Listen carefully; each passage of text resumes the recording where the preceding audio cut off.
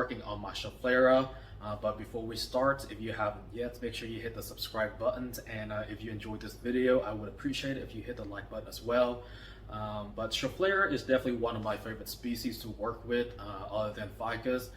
They got a lot of really interesting characteristics, including aerial roots, which I am absolutely in love with.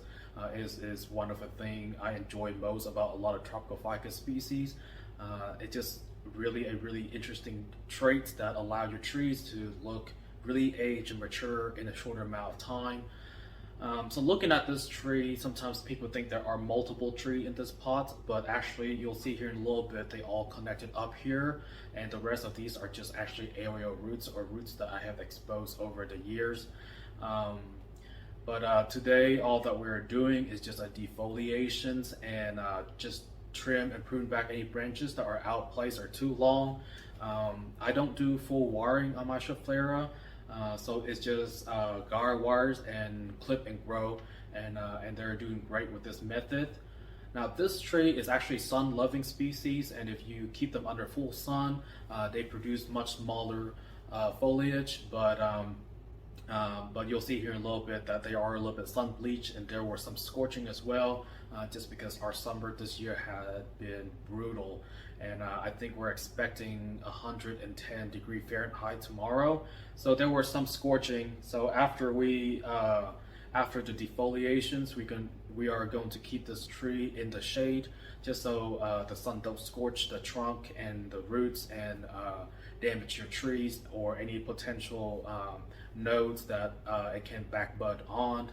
But let's just get right into it. Alrighty guys, so when you are removing the foliage, make sure you're leaving behind the petioles, which are the stems that connect the leaves to the branches. And the reason why you want to do this is because you just don't want to cut too short or just yanking the leaves and the petioles off all at once and potentially damaging the dormant nodes on the branch that it can back bud on. And another reason why you might want to keep the petioles is the fact that there are some studies that show that they are able to actually perform to some degree photosynthesis. So after a full defoliation, your tree can still receive some energy just from the petioles alone. So it could quickly recovers and not be completely depleted of photosynthate. Alrighty, so to trim the branches, I think this one is way too long. There is no branching from it, so I'm going to go ahead and cut this one back to around here. That way it's not going to be too low, and I really didn't like it when there are foliage and then you can't really see the branches back here, so I went ahead and cut that one back down. Now this one right here is a little bit right now it doesn't look good because it's crisscrossing back to the back over here, and so that is an eyesore. But the reason why it is like this is because these branches right here do not have enough ramification to actually fill in the space, so when there are foliage it doesn't really have a nice silhouette. So I kept this there, and until this area start to produce better ramifications where it's fuller, I'll go ahead and remove that then, but right now it's just gonna stay there. Now I want to make sure to go back and trim off the terminal buds on all of the branches, because you gotta make sure you do that so that it would back bud, because when you trim off the terminal buds, you are disrupting the flow of auxin, which is a hormone that is produced by the terminal buds that suppress the side branches from developing. So this is why when you're defoliating, you really have to go and make sure that the terminal buds are removed. Otherwise, you are not getting the full potential from your defoliations. You might end up just getting new growth that are coming out from the end of the terminal buds, and instead of like back buddings get a to get fuller or better ramifications. So I'm looking at this one, and it is really is too long without any branch. I'll just go ahead and cut it back around here, which is okay.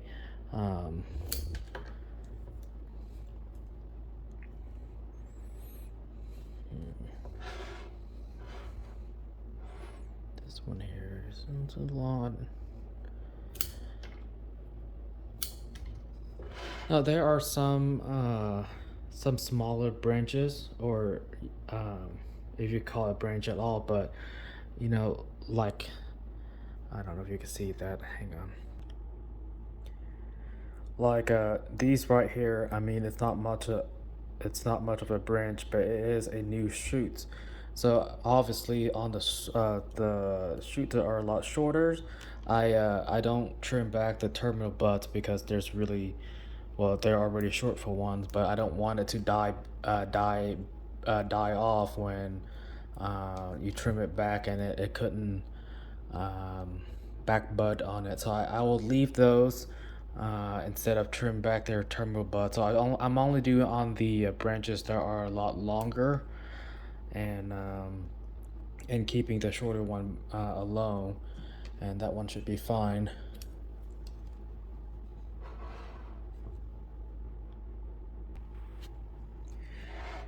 And so, like I said earlier, this is actually just one tree. As you can tell, they are all actually connected right here, and the rest of these are just area roots. I don't know if you know, this one right here is actually dead, and I just need to go ahead and remove that. Um, and the reason this one died off is actually because when I pot this trees, I kind of lift the roots a little bit to expose more of the roots mass right here, and that part right there just really didn't really grow down into the soil, and so it just died off because it just dried out. But yeah, so far I'm fairly happy with what it looks like right now. Um, there are definitely branches that are really long, like down here, but because we're doing a cascading, I do need it to extend it down there a little bit, and I really didn't want to trim back too far back on these branches, just because when it back buds too close to here, we're not getting the layering when they grow back. You just get a lot of foliage and it's look too congested. So that's why some of the branches are kind of long, because I wanted to give them some room so the foliage just don't look too congested. It may look better if these two branches right here are wired down a little bit, but sitting here looking at it, I don't think that would be a good idea, just because when I tuck these branches down so low, you're not really, you know, when the leaves are growing back, it's just gonna really cover the view of the trunk, and you know, your bonsai tree, you really want to display the trunk. So I'm just gonna leave that. I may actually just go ahead and remove this branches right here. I don't think it's really necessary, but I'll just leave it for now. And as it start growing out, now if I don't like it, I'll just go ahead and remove it. There is, you know,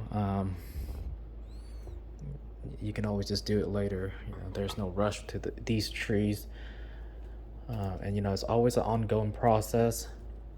So. And you know, sometimes you gotta take risk, but if you you know, obviously if you trim or cut off something, it's gone. Of course, you can always grow back, but it might not be there.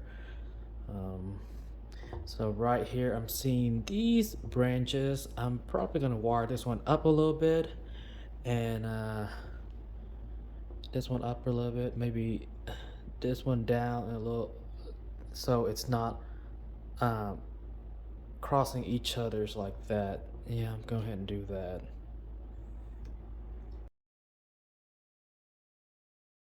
Alrighty, so I think that looks a little bit better. I'm not too worried about making sure that it looks nice and all. I mean, they're just there until the branches are held in place and they're gonna be removed, and no one else has seen this tree except me. And so a lot of times when I'm just doing guy wires, I just tuck them against something and I just kind of leave them just so it'll be easier to take off or cut off later on. Um, and I'm not too worried about trying, wrap the branches up with anything before wrapping the wires around it, because it doesn't really um, these branches actually take a very long time to thicken up on Schefflera, so they're not going to really cut into anything. They'll be removed before the branches thicken enough to really make a difference. But right now, I think I'm good with this. Okay, so this one is too close to that, so I'm gonna wire this one down as well.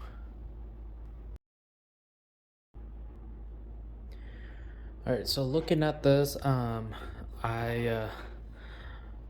I'm actually going ahead and just remove this branch just because it's well, for one, it's grown downwards, and you don't really want branches to grow, you know, downward in what on the lower side of the branch. So I'm going ahead and remove that, and mostly just because there's also this one right here already. So now it's just crisscrossing. So yeah, I'm just going to remove this. Now, if you can see, I don't really cut too close into the main branch just because, these parts can dry off, and then next year or next season, or, here in half a year or so, you come in and remove that, but I don't want to cut too close to it and then, potentially damage and lose this whole branch, just to be on the safe side. Most likely wouldn't happen, but yeah, as you can tell right here, I don't know if you get to see. All right, but you can see right here, when I removed this branch, I didn't really cut them too low, just because I didn't want it to potentially die back or damage this part right here. But eventually I could go and slowly remove that, but yeah. So I think I'm fairly happy with what it looks like right now, and like I said, it's always a process. Your trees, you will always be working on it, and constantly refining and developing it. So I think I'm okay with it right now. And if there are any changes, I generally, while we defoliate, the leaves, so you can see what the structure looks like, I generally also like to think of the tree when the leaves are grown back, because um, uh, I that's what the tree looks like most of the time, and I prefer to be able to see a nice silhouette, and so we'll just have to wait a little bit, and when all the leaves are grown back, we could prune or trim, or just remove whatever else we need to, just to and if it got some really funky looking area. But right now we'll just leave it as is, and then we'll just call that good.